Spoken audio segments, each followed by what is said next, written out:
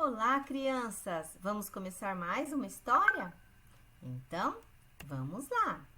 A história de hoje foi escrita por Januária Cristina Alves e se chama O Guarda-Chuva da Professora. E você sabe o que cabe no guarda-chuva da professora? Cabe muitas coisas. Cabe ela, seus alunos e tudo que você imaginar. Então, agora você vai assistir essa história que vai ser contada pela professora Grácia. Depois que você assistir essa história, você vai fazer uma coisa muito legal. Você vai fazer um cartão para a sua professora. Sabe por quê?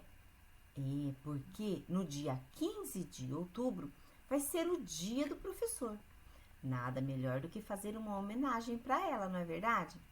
Então, eu estou mandando algumas sugestões aí no planejamento e olha só, são muito legais essas sugestões.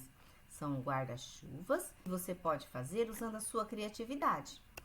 E depois que você fizer o seu guarda-chuva, o seu cartão, você faz uma dedicatória para sua professora.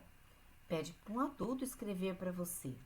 E depois que você fizer, você manda aqui para mim.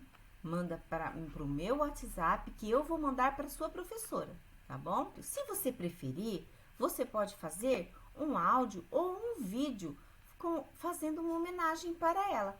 Mande para mim e eu vou mandar para ela, tá bom? Então, a atividade de hoje é essa. Até a próxima aula, crianças. Um beijo, tchau, tchau para vocês.